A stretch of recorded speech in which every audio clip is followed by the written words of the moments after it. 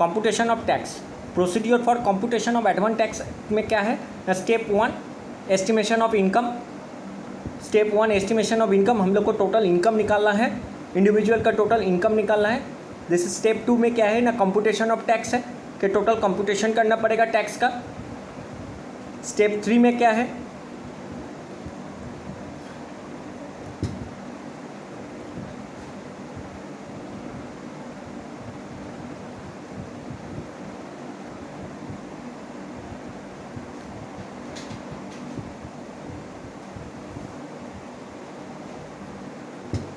Step 3 मेरा adjustment of rebate under section 87 है। ये एक रूल है कि जिसका इनकम अप टू 5 लाख तक, इंडिविजुअल के इनकम डिडक्शन के बाद अगर 5 लाख तक होगा तो उसको 12,500 तक रिबेट उसको मिलेगा।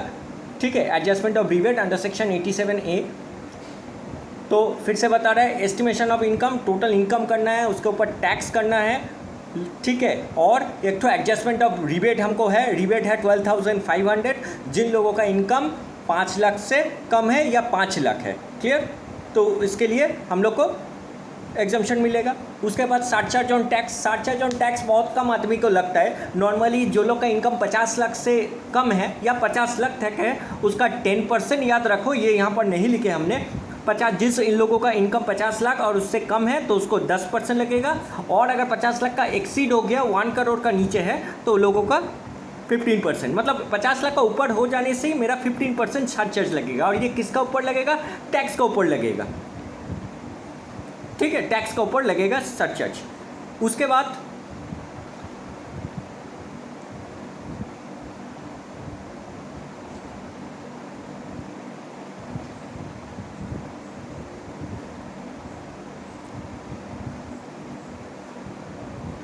हेल्थ एंड एजुकेशन सेस है। उसके बाद हेल्थ एंड एजुकेशन सेस में हम लोगों को 4% लगता है, वो भी टैक्स का ऊपर। हम लोग जो टैक्स कैलकुलेट किए उसका ऊपर 4%। Health and education cess. उसके बाद deduction of source tax deducted, अगर TDS अगर कुछ होगा तो उसको लिए हम लोग को एग्जम्पशन करना पड़ेगा, वो वहाँ से लेस कर देंगे। ये थोड़ा स्टेप थोड़ा देखते रहो, जब तक ना प्रैक्टिकल से हम करेंगे तुम लोग को थोड़ा बहुत प्रॉब्लम हो सकता है, लेकिन ये सारा स्टेज तुम लोग को याद रखना पड़ेगा। ठीक है, इसके बाद है हम लोग को एडवांस टैक्स पेबल। अगर कुछ एडवांस टैक्स हम लोग पे किए हैं तो उसको भी लेस करना है। लेस करने के बाद जो बचेगा वही मेरा टैक्स है। तो this is the computation of advance tax का ये 7 स्टेज जो है, ये स्टेज हमको याद रखना पड़ेगा। ठीक है, tax rate of the financial year. तो इन केस ऑफ इंडिविजुअल ये जानना बहुत ही ज़रूरी है कि टैक्स रेट क्या है इंडिविजुअल के लिए। तो 2.5 लाख तक मेरा कोई टैक्स नहीं है, 2.5 लाख से लेके 5 लाख तक मेरा 5% है, 5 लाख से लेके 10% तक 20% है, और 10 लाख से ज़्यादा हो जाने से 30%।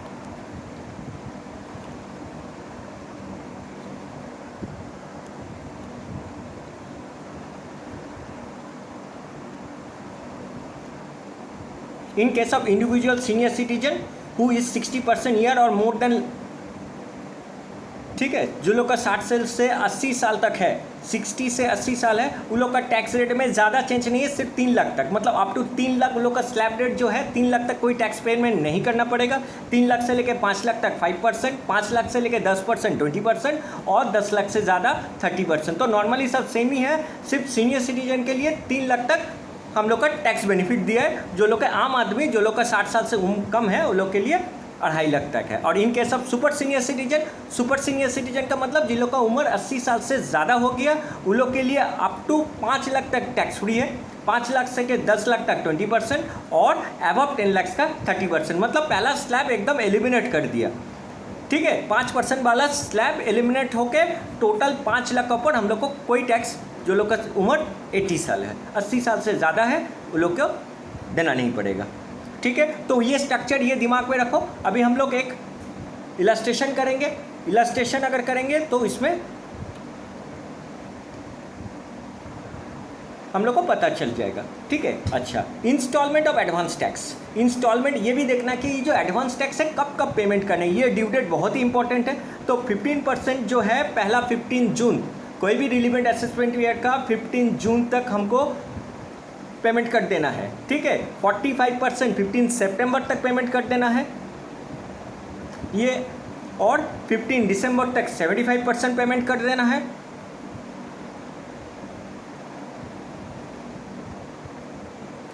ठीक है, और 15 मार्च तक होल अमाउंट दैट इज 100%, मतलब 15 मार्च तक एडवांस टैक्स पूरा पेमेंट हो जाना चाहिए, नहीं तो हम लोग का इंटरेस्ट लगता है। इंटरेस्ट सेक्शन 234 भी है, 234 सी है, ये तुम लोग बाद में पता लगेगा, वो भी इंटरेस्ट का सेक्शन भी सिलेबस में है। लेकिन ये जो ड्यू डेट्स है इंस्टॉलमेंट ऑफ एडवांस टैक्स याद रखना, 15 जून, 15 सितंबर, 15 दिसंबर एंड 15 मार्च। अभी देखो शीट में एक क्वेश्चन आया है एक आदमी का करंट फाइनेंशियल ईयर में, मिस्टर नागेश, जिसका इनकम फ्रॉम हाउस प्रॉपर्टी 26,500 है, इनकम फ्रॉम बिजनेस 5,10,000 है, interest on securities and other 18,000 है।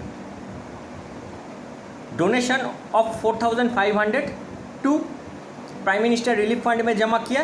Calculate the advance tax and the installment payment for the financial year 1920।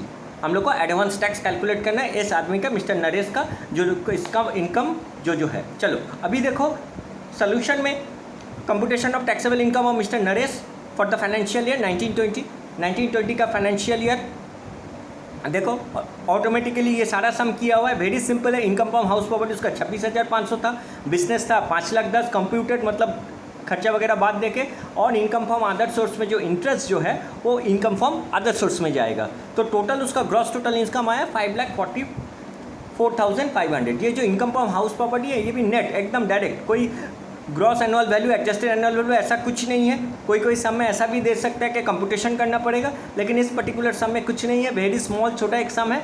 जो income from house property 26,500, business का income है 5,10,000 और income from other sources है 18,000, सब मिला के है 5,54,500।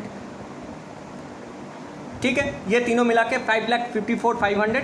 अब डिडक्शन है under section 80G, donation to Prime Minister relief fund में पूरा 100% हम लोगों को डिडक्शन होगा।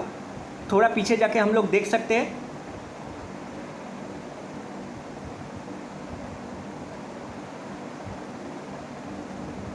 देखो 4,500 मेरा डोनेशन था, 4,500 मेरा डोनेशन था, पूरा 100% ही हम लोगों को एग्जम्पशन। तो टोटल टैक्सेबल इनकम 5,50,000 है। ठीक है, 5,50,000 मेरा टैक्सेबल इनकम है। अभी इसका हम लोगों को टैक्स लाइबिलिटी ढूंढना है। अब टैक्स लाइबिलिटी कैसे ढूंढना है, तो देखो ये नरेश जो है इसका tax liability, computation of advance tax और मिस्टर एडवांस टैक्स के पहले नॉर्मल टैक्स हम लोग को कैलकुलेट करना चाहिए। तो देखो यहाँ पर ऑलरेडी कर चुके हैं, क्योंकि उसका 5.5 लाख तक इनकम है, तो 2.5 लाख तक उसका टैक्स फ्री है।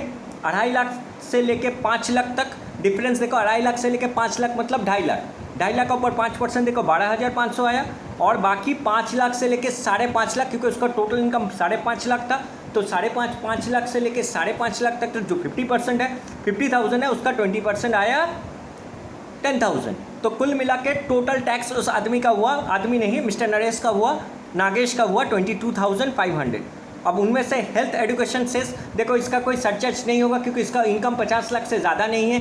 ठीक है, 50 लाख से ज़्यादा होने से 10% सरचार्ज देना पड़ता है, और 1 करोड़ होने से उसको 15% देना पड़ता है। लेकिन ऐसा कोई सिचुएशन यहाँ पर नहीं है जो हम पहले बताए थे।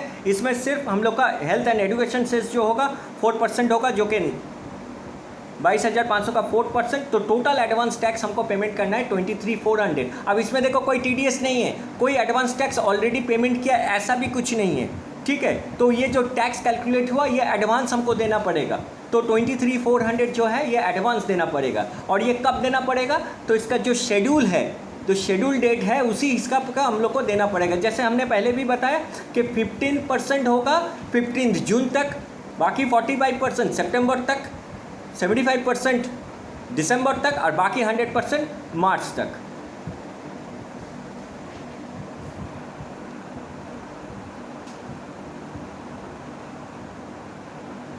तो देखो ये जो चार्ट है इसको देखो, फर्स्ट इंस्टॉलमेंट 15 जून कितना बोले, 23,400 का 15% इतना आया। सेकंड इंस्टॉलमेंट क्या है, सेकंड इंस्टॉलमेंट ऑन और बिफोर 15 सितंबर 23,400 का 45%, उनमें से तो अगर 15% तो हमने दे ही चुके हैं, तो 7020।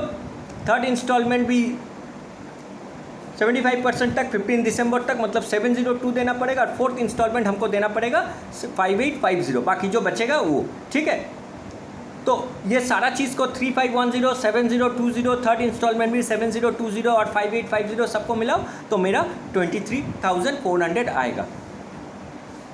ये बहुत इजी एक सम था एकदम, ठीक है। तो होप स्टूडेंट तुम लोग को ये समझ में आया है। इस सम को अच्छे से देखो, हम क्वेश्चन भेजेंगे तुम लोग को, तुम लोग पहले टैक्स कैलकुलेशन करोगे, ठीक है। इसमें दो चार चीज़ हुआ नहीं है हम लोग का जो स्टेप बताता है, जैसे रिबेट यहाँ पर आया नहीं,